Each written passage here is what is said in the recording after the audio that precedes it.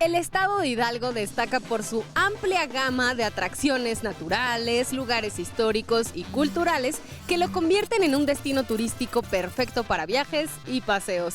Aquí podemos encontrar desde conventos, haciendas, minas y por supuesto aventuras sin fin.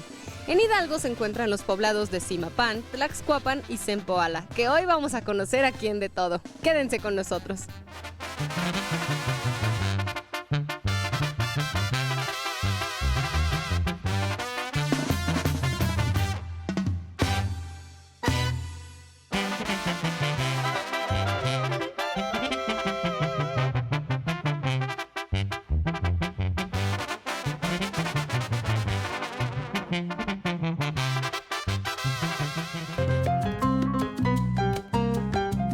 Zempoala estaba originalmente asentado en un lugar que se conoce como Sierra de los Pitos. A mediados del siglo XVI, 4 poblaciones van a formar lo que se denomina Congregación de Todos los Santos: Zempoala, Zacuala, Tecpilpan y Tlaquilpan, que es el lugar donde estamos nosotros parados justamente.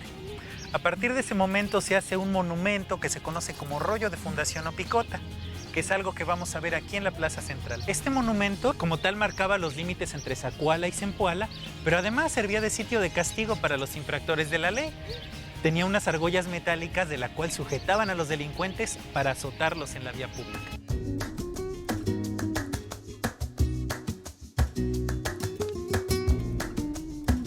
Hay muchísimas historias relacionadas con lo que son brujas, nahuales, historias de las haciendas, que de hecho, bueno, una de las más interesantes es la Hacienda Casa Grande, que se encuentra justamente al frente de esta plaza principal. Los terrenos de la hacienda se construyeron en parte del convento y parte en un antiguo mesón que había del siglo XVII, XVIII, que tenemos justo al lado de donde andamos. Una fuente pertenece a esa época, es lo más antiguo de la hacienda. Justo era el camino del norte a Veracruz y estamos hablando, es un poco ubicarte en una época en donde no había trenes, no había medios de transporte, únicamente eran mulas, eran la atracción animal, y justo por eso era un buen negocio en ese momento, porque se guardaba a los animales que iban de paso, y igualmente se vendían animales, mulas sobre todo.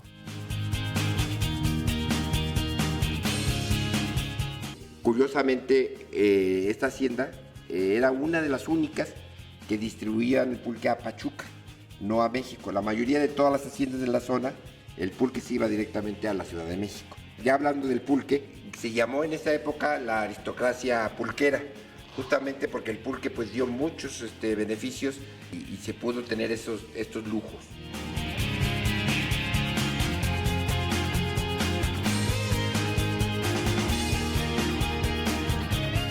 Hablando un poquito de la sala, se inauguró justamente cuando se casaron mis abuelos, Luis Enciso y Elena Fournier, de origen francés, y se cuenta que duró una semana su boda. Se casaron en la Ciudad de México, en la Santa Cruz.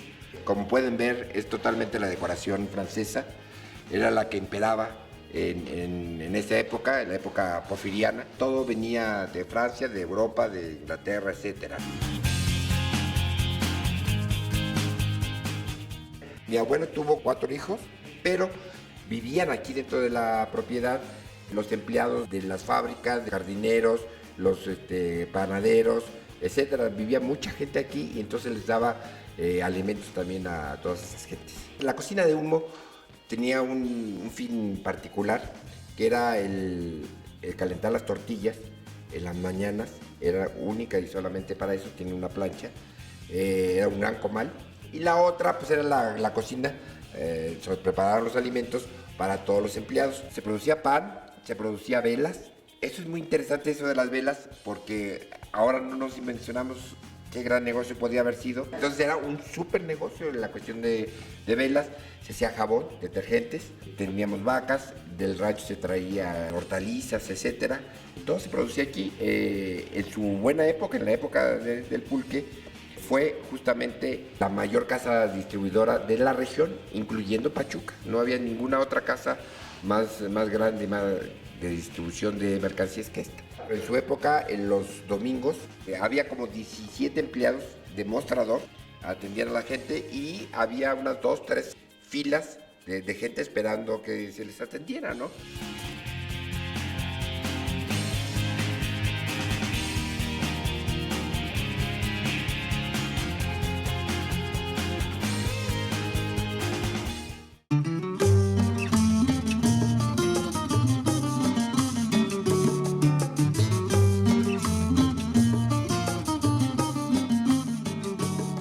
El nombre de la hacienda de San Antonio es San Antonio por San Antonio de Padua, y el Tochatlaco es, etimológicamente, sus orígenes son lugar de conejos, y siendo el conejo una de las principales deidades del pulque, es el lugar de la deidad del pulque y coincide con que es una hacienda pulquera. Esta hacienda en su momento era una de las más importantes de la región, y sí introducía 20,000 litros de pulque a la Ciudad de México. Incluso para ellos promovió hacer la vía del ferrocarril para introducirlo a la Ciudad de México.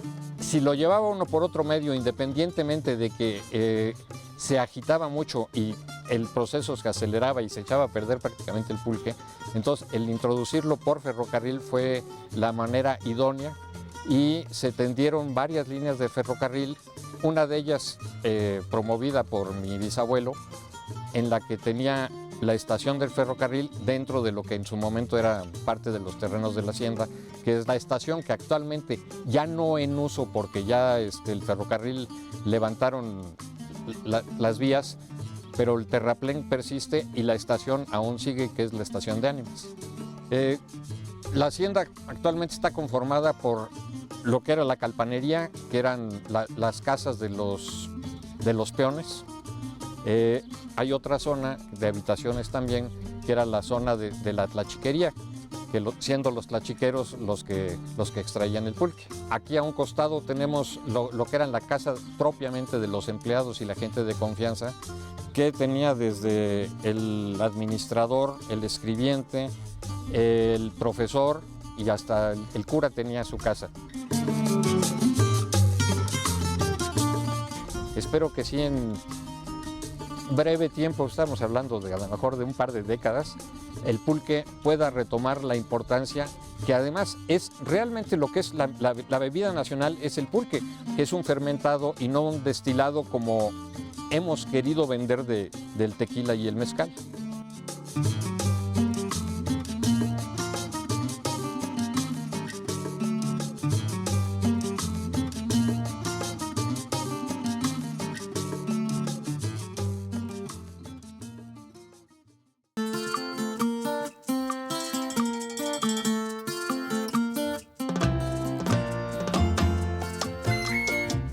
Mira, como fondo tenemos una imagen muy hermosa, muy bella.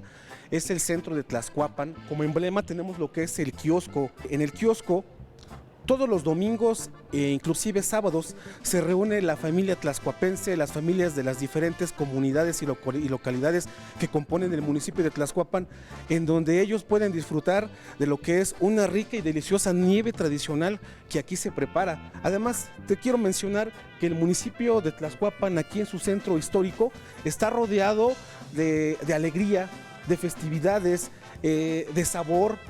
Y además de todo lo que nos cuentas, Marlon, yo creo que la gran alegría que vive este pueblo también se debe a que es un pueblo muy cultural. Este edificio es un recinto en donde nosotros honramos lo que es la cultura, la tradición, la festividad, la oratoria, la música, para que nuestra comunidad tlaxcuapense venga y disfrute de esta esencia cultural que nosotros estamos pues obligados a presentar, para que tengamos un pueblo pues culto, pero sobre todo ad hoc a nuestras costumbres y tradiciones. Y por mencionar tan solo algunas de estas actividades que nos comentas, encontramos por ejemplo la charrería. En Tlaxcuapan pues no estamos exentos de disfrutar lo que es el deporte nacional. Un deporte nacional que nos identifica como mexicanos, como tlaxcuapenses, como hidalguenses. Aquí en Tlaxcuapan tenemos un equipo de charros, que es el equipo de charros San Pedro, un campeón nacional de charrería Dientes de Leche, en donde nos muestra la excelencia en el manejo del floreo de riata, ¿no? Ese temple que caracteriza ya desde pequeñito a este campeón, y nos engalanó con su presencia para mostrarnos que aquí en Tlaxcuapan también hacemos gala de eventos de charrería. Otra actividad que nos caracteriza mucho y nos define como tlaxcuapenses es la fiesta de espigas. En esta festividad religiosa, pero también quiero decir una festividad muy arraigada, oriunda de Tlaxcuapan, es la construcción de los tapetes artesanales. Estos tapetes artesanales son elaborados a base de lo que es acerrín, con pintura, previamente lo que es cernido, para que quede una tipo harina. Estos tapetes artesanales son una muestra de creatividad, son una muestra de esencia de Tlaxcuapan, en donde se conjuga la participación de lo que son nuestra comunidad religiosa, pero también nuestra comunidad civil, porque es una fiesta de todos. Quiero comentarte que estos tapetes artesanales son elaborados a base de lo que es acerrín.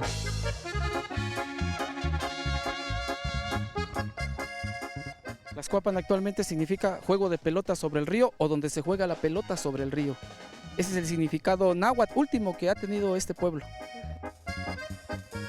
En la época otomí tuvo el nombre de Comandejé. Llegan los abuelos toltecas y lo nombran Aguaxpa. Llegan los abuelos aztecas y dicen, bueno, se va a llamar donde se juega la pelota, Tlaxcuapan. Hasta la llegada de los abuelos españoles, por supuesto, que le ponen el nombre de San Pedro Tlaxcuapan. Así se llamaba el pueblo, San Pedro. Hablar del molino es hablar de la historia agrícola contemporánea de Tlaxcuapan. No olvidemos, aquí era temporal, no había riego. El riego entra precisamente hace 75, 80, 90 años, pero antes eran magueyales, eran nopaleras, huizaches, mezquites. Y llega el molino y empieza a producirse el trigo, ¿no? De alguna manera llegó a producirse hasta 600 hectáreas. Imagínate, sembradas de puro trigo, y que el molino está dividido en dos etapas.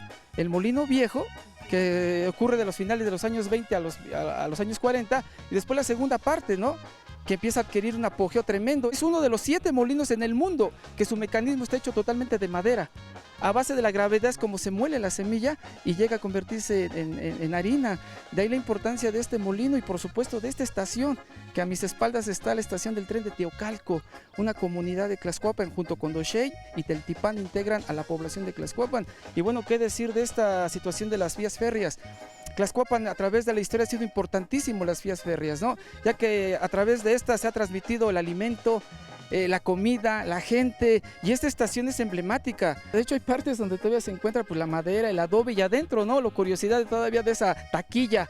Esta vía llevaba carga a Pachuca, al Molino El Dorado que está en Pachuca, porque hay otro tren que es la Cucaracha, que llegaba del lado de los Tepetates allá arriba en la colonia, y que ese transportaba gente. Es un corazón en movimiento, un constante latir para los pueblos vecinos.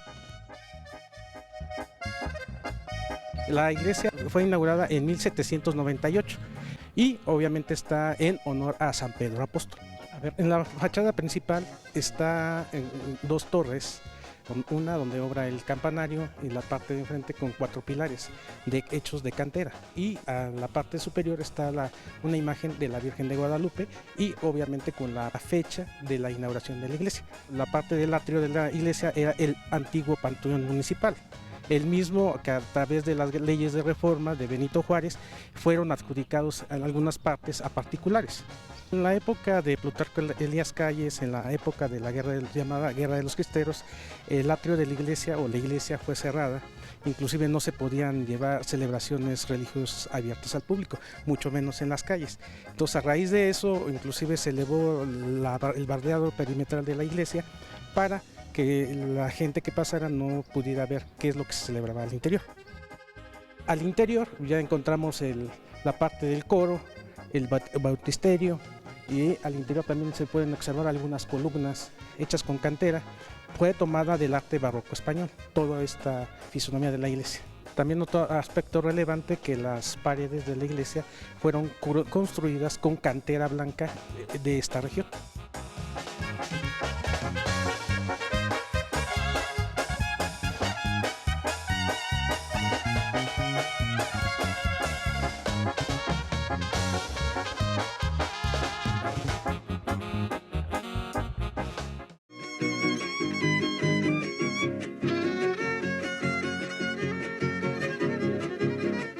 Qué bonito es Zimapán cuando se encuentra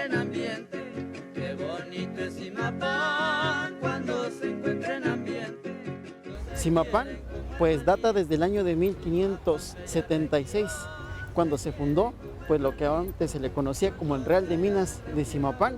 Es un pueblo que gracias a la minería llegaron los españoles para asentarse y explotarles las mismas.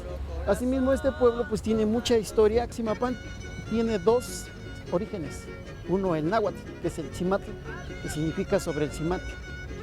El otro es mabux, que es un vocablo otomí, ¿sí? Pero sin embargo, pues Zimapán al español, que es más relacionado sobre el cimate o raíz comestible. Nosotros nos ubicamos al norte pues, de la Ciudad de México, colindando con el estado de Querétaro, y pues bueno, tenemos como referencia de municipios vecinos lo que es Tasquillo, Jacala, Nicolás Flores y Pacul. La parroquia de San Juan Bautista fue construida en el año de 1772 y concluida en el año de 1821. Tiene características muy importantes dentro de la Sierra Gorda hidalguense. Uno de esos detalles es de que es barroco, tardío, neoclásico. Está hecha pues de cantera rosa, proveniente de aquí, de nuestro municipio de Zimapán. Es también muy interesante conocer los detalles que tiene nuestra parroquia, porque pues también hay una leyenda acerca de una bruja que se estampó en lo que es la fachada y que pues se puede pues apreciar.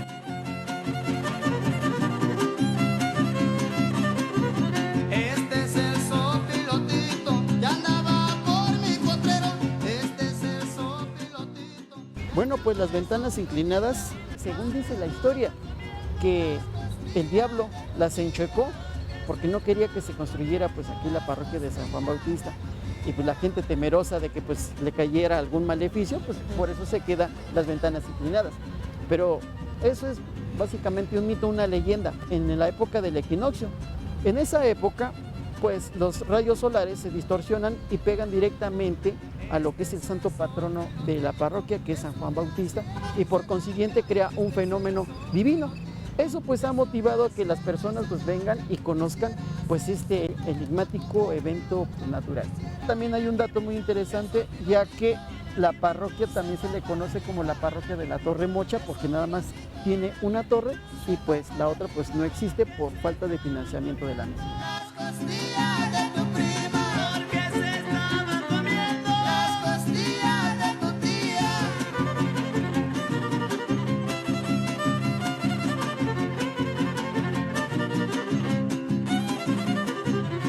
Bueno, en el interior de la parroquia de San Juan tenemos al santo patrono de nuestro municipio, San Juan Bautista.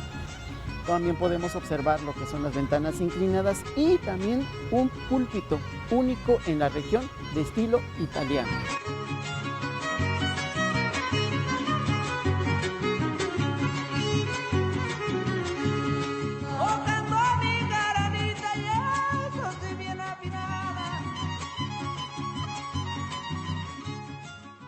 Nos encontramos en el Museo de Minería de Zimapán, Hidalgo, Pueblo Mágico. Abre sus puertas en el año 2020. Este museo principalmente resalta lo que es la historia de ser pueblo minero y por consiguiente pues este recinto es precisamente para resaltar pues nuestros orígenes.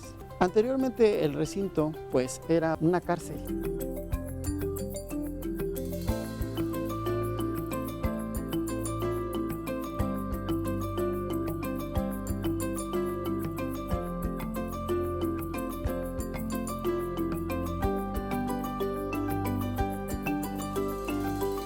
Bueno, pues el museo se divide en diferentes áreas, iniciando con geología, donde se exponen diferentes materiales de Zimapán, no solamente mineros. Tenemos desde materiales mineros, piedras semipreciosas, asimismo también los minerales, como lo que es el zinc, cobre, galena, molibdeno, óxido de zinc, entre otros. Sin embargo, es muy importante resaltar pues, las propiedades y dónde se emplea pues, estos minerales. Asimismo, también tenemos un pequeño espacio pensado para los niños, ¿sí? Y me refiero pues donde se encuentra un pequeño duende que se le conoce como Panchito. Esto se deriva pues, a la mitología de nuestros mineros y contamos con una zona donde está una galería donde se puede apreciar a los mineros trabajando en la actualidad.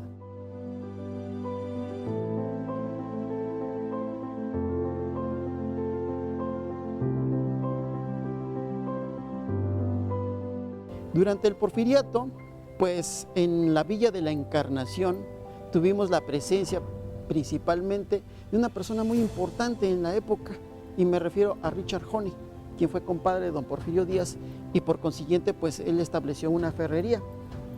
Cerca de lo que es la comunidad de la Encarnación se encuentra un cerro que se le conoce como el Cangandó, que es una palabra en chichimeca que significa Cerro de la Piedra Azul. Por consiguiente, este señor pues apostó para el establecimiento de la ferrería, y asimismo era tan buena la calidad de este material que pues parte fue a dar en Europa. Según cuenta la historia, parte de ese material fue empleado para la construcción de la famosa Torre Eiffel de París, Francia.